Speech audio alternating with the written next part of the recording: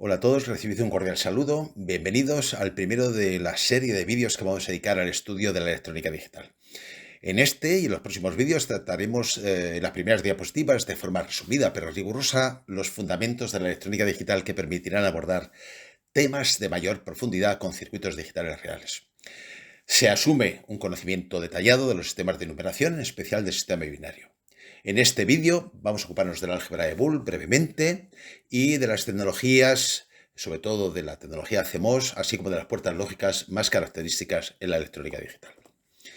Un álgebra de Boole sabemos que es una álgebra binaria, está compuesta por constantes, variables y operaciones básicas y que tiene como álgebra binaria que es dos valores, 0 y 1, que representan dos niveles de tensión y que, dependiendo de la madurez de la tecnología a lo largo de la historia, han ido variando. El 0 voltios representa el 0 lógico, pero el 1 lógico ha estado representado, dependiendo, como digo, de la tecnología, por diferentes valores. Hay dos operaciones en el álgebra de Boole, que son la operación básica AND o producto lógico, y la operación básica OR o suma lógica, representada respectivamente por un punto o por el signo más. Ojo, no son operaciones de suma ni producto aritmético, es producto y suma lógicas. También tiene un conjunto de propiedades y teoremas que nos permiten manipular expresiones lógicas llamadas más comúnmente como funciones lógicas. La operación básica AND o producto lógico tiene una serie de propiedades como la conmutativa, lo tenemos en la parte superior, expresado a partir de la función lógica. La propiedad del elemento neutro, que es el 1, que lo podemos aplicar tanto a variables como a constantes, como tenéis en la parte izquierda, o también la propiedad importante de idempotencia, es el producto lógico de una variable por sí misma, pues no es la variable al cuadrado, sino que es a por a. Si me permitís esta licencia de llamar producto lógico por, decir la palabra por, es a. Y luego la operación de negación, el producto lógico de una variable por la subvariable negada, la puerta lógica NOT o para obtener el complemento no forma parte de la álgebra básica, pero es una puerta y una función lógica importantísima. Por lo demás, tenemos a partir de la función lógica podemos obtener la tabla de verdad, que tiene cuatro casos, como ser una álgebra binaria y dos variables de entrada o dos señales de entrada. Tiene cuatro casos posibles, que he numerado del 0 al 3 en decimal para que vayamos identificando, o cuando se trabaja con tablas de verdad mucho más grandes, no perder ningún caso. Y luego la puerta lógica es un circuito comercial absolutamente a disposición de los diseñadores para hacer circuitos más complicados. La puerta AND, por tanto, se parece más a una intersección en la álgebra de conjuntos y expresa que la señal de salida S será 1 si, solo si ambas entradas o variables, en el sentido más matemático, son 1. En el resto de los casos, S será 0. Se parece mucho a un producto aritmético, pero no lo es. En el caso de la puerta OR ocurre otro tanto de lo mismo y lo que vemos es la parte izquierda, que el elemento neutro ahora es el 0, también tiene una propiedad conmutativa en su función lógica, como vemos en la parte superior, y la tabla de verdad nos expresa el comportamiento de esta puerta OR. Lo que nos está diciendo es que la puerta OR será 1 si al menos una de las entradas es 1 y será 0 cuando ambas entradas A y B son 0. Y también tiene, lógicamente, la puerta lógica comercial, real, que es la puerta OR, cuyo símbolo tenéis en la figura. No es una suma aritmética, aunque se le parezca. Tal vez el único caso donde se parece menos es que en el tercer caso de la tabla de verdad, 1 más 1, si me permitís la licencia de decir más en vez de decir OR, ¿de acuerdo? No es 2, claro, porque esto es binario, es 1.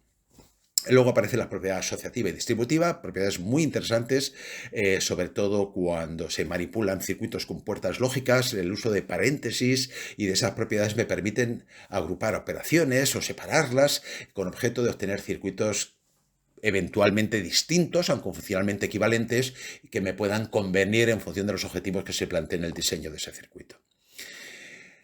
Como decía, el inversor o puerta NOT, cuyo símbolo tenéis en la parte izquierda, también tiene una tabla de verdad un poco singular porque solamente tiene una entrada y una salida, y remarco la doble negación, que me permite obtener la misma variable o la misma constante. Una doble negación sobre una variable y una constante, obtenemos el resultado original. Por su parte, aparecen también las versiones negadas de las puertas AND y OR, cuya funcionalmente es como añadir un inversor a la salida de esas puertas. Luego veremos a continuación que no es exactamente así, como veremos la tecnología que la soporta, y he puesto también bien matemáticamente se expresa como el producto A por B, en el caso de la puerta NAND, con una negación que cubre toda la función, o A más B con una negación que cubre toda la función para representar ambas operaciones. La tabla de verdad la tenemos ahí, que es el negado de la operación AND y OR que vimos en la diapositiva anterior.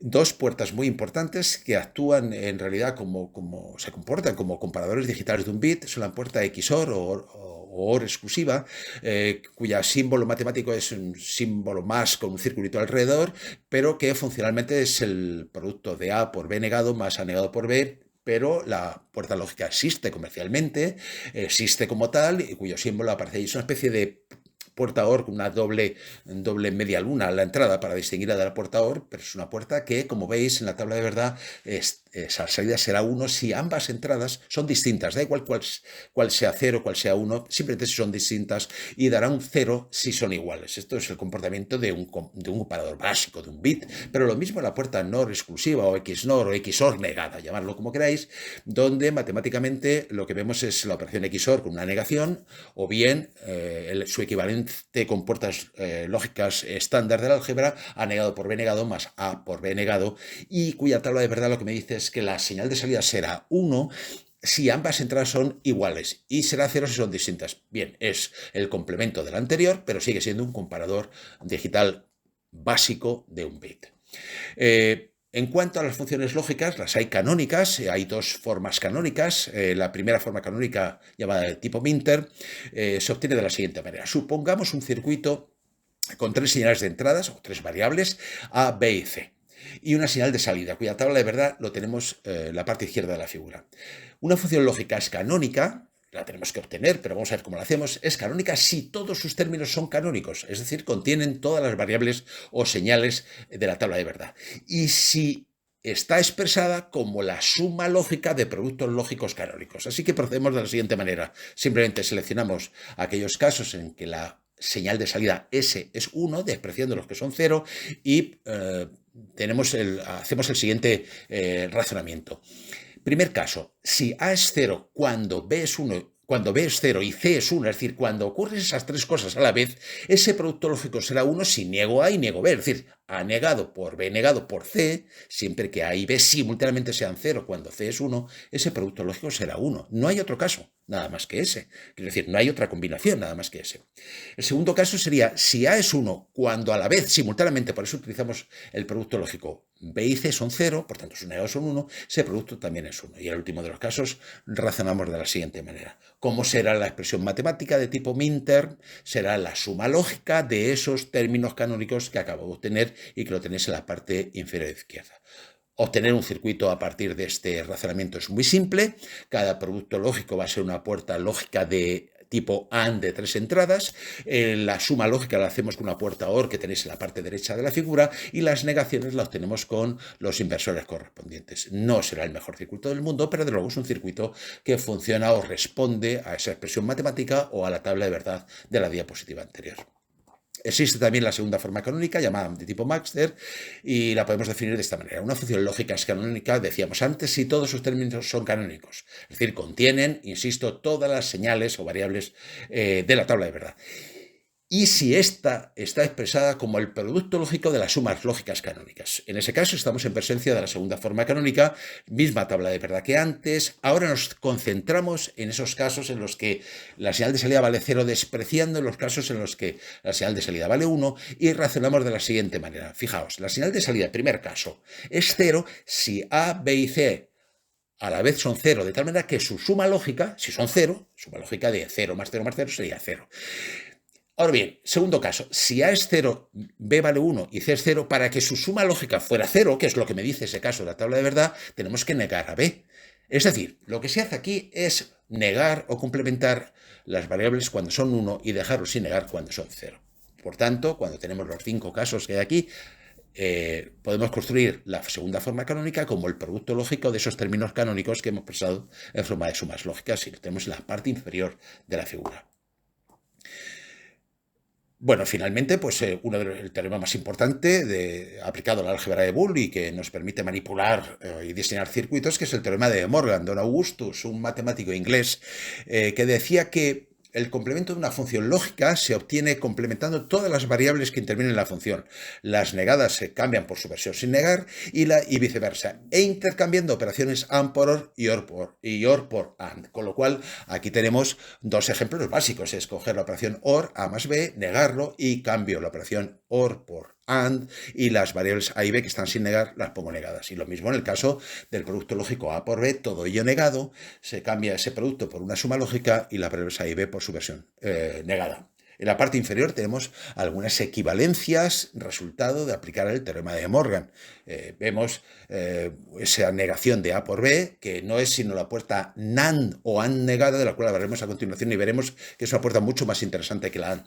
O bien la operación A más B negado, que es operación NOR u OR negada, que, como digo, también es una puerta lógica mucho más interesante que la puerta OR, como veremos después.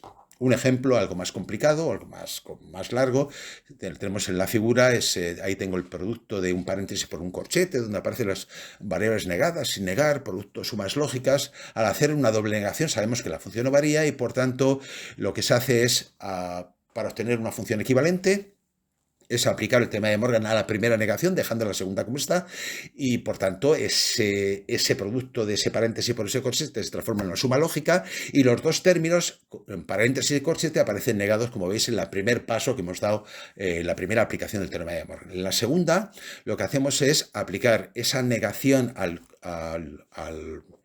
primer paréntesis, transformando eso a suma lógica por productos lógicos. Lo cambio por su versión negada, B por su versión negada y C por su versión sin negar, ya que estaba negada. Y lo mismo para el corchete. Finalmente aplico por tercera vez al último de los paréntesis el teorema de Morgan, obteniendo el resultado final que tenéis en la figura. Bien, vamos a hablar de la estructura interna de la tecnología CMOS, que es la tecnología predominante hoy para circuitos, digamos, estándar, por decirlo así, no para circuitos que necesiten, digamos, características especiales como muy alta velocidad, en fin, o ultra bajo consumo, etcétera, etcétera. La tecnología CMOS es predominante, pero para ello, para llegar a la tecnología CMOS, centrémonos en la tecnología llamada NMOS, en el inversor NMOS como puerta básica fundamental de las tecnologías basadas en transistores de tipo MOS. El inversor de MOS consta de dos transistores, ambos de canal N, por eso se habla de inversor NMOS o tecnología NMOS. Uno de acumulación o de pull down, que lo tenemos en la parte inferior de la figura a la derecha, y otro de depresión o de pull up. Tenemos en la parte superior de la figura del circuito que tenemos a la derecha de la diapositiva. Se llama de pull up porque es el transistor encargado de poner a 1 lógico la salida Vout, y de pull down porque es el transistor encargado de poner a 0 lógico la salida. El inversor NMOS, por tanto, lo tenemos en la figura y tiene, ya vemos, algo característico, y es que el transistor de pull-up es un transistor de depresión, no de acumulación, tiene canal formado. Por tanto, al cortocircuitar su puerta con su surtidor, ese transistor está siempre conduciendo. Puede estar generalmente en su zona resistiva, con lo cual se comporta, como se dice en electrónica digital, como una resistencia activa. ¿Qué podemos decir de él? Pues que el transistor de presión está siempre conduciendo en su zona resistiva, decíamos, y que si la tensión de entrada al inversor VIN es, digamos, es pequeña, es menor que la tensión de conducción del transistor de pull-down, entonces la tensión de salida, si hubiera carga, sería aproximadamente la tensión de alimentación menos la tensión entre drenador y surtidor. Imaginad el transistor de pull-up como una resistencia que al pasar una corriente cae una diferencia de potencial. Eso hace que la tensión de salida no llegue exactamente a la tensión de alimentación. Si V sub in es grande, es decir, caso contrario, o al menos más grande que la tensión umbral, la tensión de salida es pequeña porque el transistor de pull-down conduce fuertemente, entra en su zona de saturación y su tensión drenador-surtidor es muy pequeña. Por esta es la razón por la cual a uno se llama transistor de pull-up y a otro transistor de pull-down, como decíamos en la diapositiva anterior. La tensión para la cual ambas tensiones de entrada y salida son iguales se llama tensión de inversión. En ambos En ese caso, ambos transistores están conduciendo, pueden estar saturados o uno en zona resistiva y otro en zona de saturación. Y se trata de calcular la condición para que dicha tensión sea aproximadamente la mitad de la tensión de alimentación, que eso tiene algunos beneficios, como es que esa transición de corta saturación del 0 al 1 sea lo más rápida posible. Bien, aquí he tratado de representar las curvas de salida del transistor NMOS de deplexión o de pull-up en la parte izquierda y en la parte derecha del de pull-down o transistor de acumulación. Lo que vemos es marcado la curva de la tensión puerta surtidor de 0 voltios en la izquierda, que eso no varía, puesto que está cortocircuitada la puerta y el surtidor, y en la derecha lo que he hecho ha sido seleccionar la curva que me permite tener ahí una tensión puerta surtidor que es aproximadamente 0,5 veces, como decíamos antes, la tensión de alimentación, que es la tensión de inversión. Bien, ahí vemos algunos casos, ahí vemos que el transistor de pull-up, en algunos casos me refiero a algunos puntos de funcionamiento en las curvas de salida del transistor de acumulación, pero llama la atención cuando la tensión de entrada fuera muy pequeña, el transistor la tensión de entrada VIN fuera muy pequeña, el transistor se va a cortar. Fijaos, estoy viajando hacia el eje de abscisas a través de esa curva roja que aparece, puesto que vemos que vamos bajando la tensión puerta surtidora hacia 0 voltios, y si la tensión fuera mayor, no puede ir mucho más arriba, porque entramos inmediatamente en la zona resistiva del transistor de pull down, y eso hace que el transistor de presión entre en su zona, como veis, de saturación. En cualquier caso, la curva, digamos, que me refleja esa tensión de inversión la tenemos remarcada en rojo en la figura. Bien, ¿qué es lo que sucede? Que esa zona de esa tensión de inversión, ambos transistores están conduciendo, y lo que hago precisamente es eso. Voy a poner las condiciones en que los dos están conduciendo en su zona de conducción, en este caso zona de conducción de saturación o resistiva, más bien de resistiva, porque no está muy en una zona claramente de saturación, pero podría haber hecho esa aproximación en cualquiera de las zonas de conducción y llegar a esta conclusión, llegar a la conclusión de que la tensión de entrada, para que obtener ese punto de tensión de inversión, lo que ocurre es que esa tensión de entrada depende de las tensiones de conducción, por supuesto, de ambos transistores, pero también de lo que se llama relación de aspecto, que no es sino el cociente entre la anchura y la longitud del canal de ambos transistores. Si ponemos como ejemplo que la tensión de inversión es aproximadamente 0,5 veces la tensión de alimentación y que las tensiones umbrales de conducción son 0,2 veces la tensión de alimentación para el transistor de pull down y menos 0,6 veces la tensión de alimentación para el de pull up, y aplicamos esas tensiones, llegamos a la conclusión de que la relación de aspecto entre ambos transistores es 4. Lo que me está diciendo es que el transistor de pull up es 4 veces mayor, su anchura y su longitud 4 veces mayor que el transistor de pull down, lo cual hace que esto es uno de los inconvenientes. Es una tecnología que se usó poco porque era una tecnología que obligaba a tener dispositivos muy grandes desde el punto de vista electrónico o microelectrónico. Otro de los inconvenientes es que al hacer la curva de transferencia señalando ese punto de tensión de inversión VDD medios, lo que veo es que hay una familia de curvas que depende de esa relación de aspecto, pero en cualquier caso lo que también veo es que cuando la tensión de entrada es grande y quiero saturar el transistor de pull down, resulta que no llega exactamente a 0 voltios.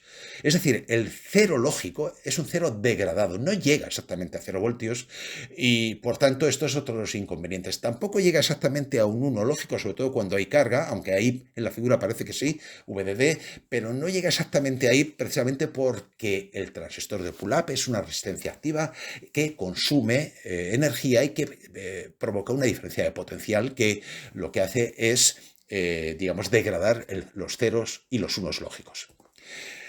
Por tanto, concluyendo, dado que el pull-up está siempre en zona de saturación o resistiva y por tanto conduciendo, cuando el pull-up conduce, el consumo es elevado. Se puede producir la CHAP, que es la destrucción del inversor. Si la corriente es relativamente elevada, habría una disipación de energía, sobre todo en el transistor de deplexión, y se destruiría el inversor.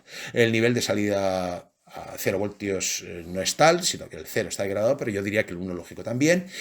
Mientras que en tecnología CMOS, que significa MOS complementario, el nombre viene de que se utilizan siempre transistores por parejas, uno de canal P y otro de canal N, como veremos en la diapositiva siguiente, mejora estas características. Estas características mucho, y hoy en día es la tecnología predominante. Solo existe consumo en las transiciones en CMOS, Los niveles lógicos están próximos a 0 voltios y tensión de alimentación U es de voltios. Disminuye mucho la probabilidad de latch-up o de destrucción del dispositivo. Son muy rápidos, mucho más que los NMOS. Hay muy baja resistividad y por tanto bajo consumo en su zona lineal.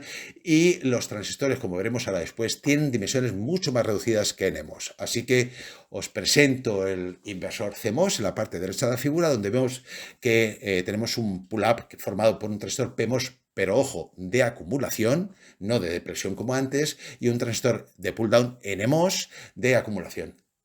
Los transistores siempre vienen por parejas en CMOS, por eso viene el nombre de C complementario o MOS complementario, ¿de acuerdo? Siempre por parejas.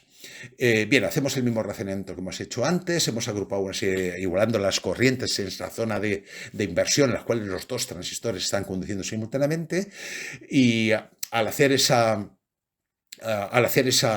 igualdad, sin perder de vista que hay la corriente de saturación y la corriente resistiva son distintas, ¿de acuerdo? Dependiendo de la zona de funcionamiento en la que estén, como vimos en el tema dedicado a los dispositivos NMOS y PMOS, dispositivos MOS en general, y agrupando con una constante beta para pull-down y para el pull-up todas las constantes involucradas, incluidas las dimensiones de los transistores, su anchura y su longitud, llegamos a la conclusión de que para conseguir una tensión de inversión aproximadamente de tensión de alimentación dividido por 2, resulta que la relación de aspecto que tienen los transistores, es decir, el cociente entre las dimensiones de un transistor y otro, es 2,5, no 4.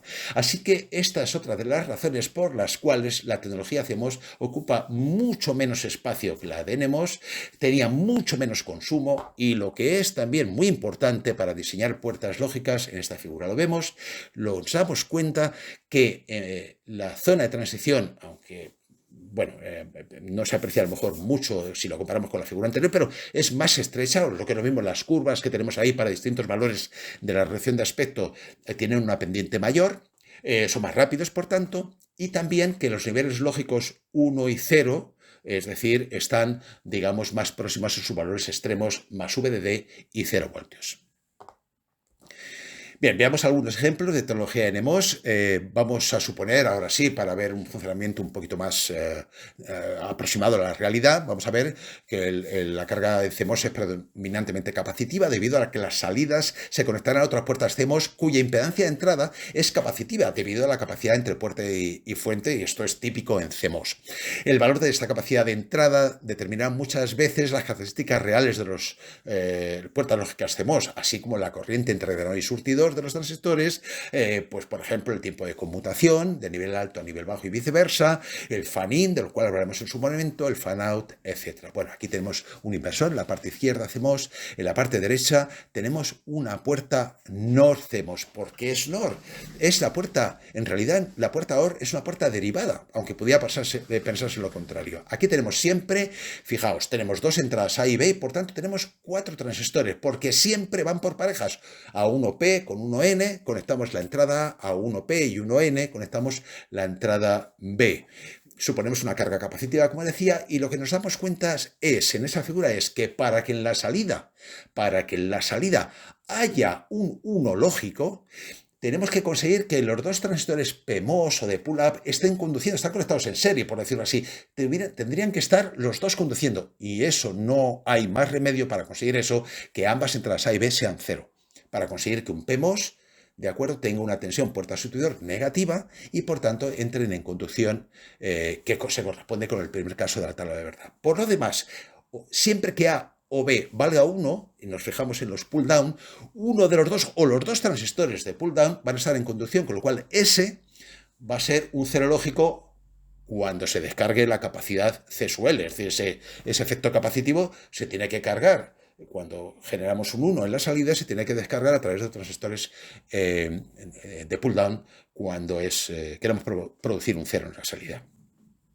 Por tanto, es una puerta, como digo, NOR de tipo CMOS, y es la puerta natural de la tecnología. Si queremos conseguir una puerta OR, deberemos añadir un inversor a su salida, así que será en general puertas más lentas y con mayor número de elementos.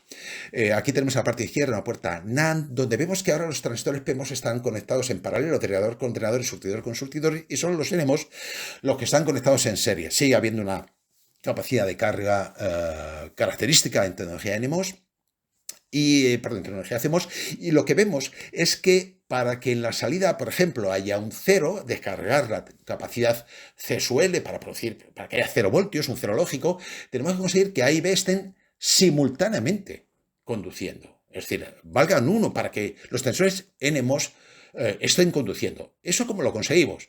Pues aplicando un 1 en A y en B. De esa manera, solo en ese caso, la señal de salida será 0, que es el último caso de la tabla de verdad.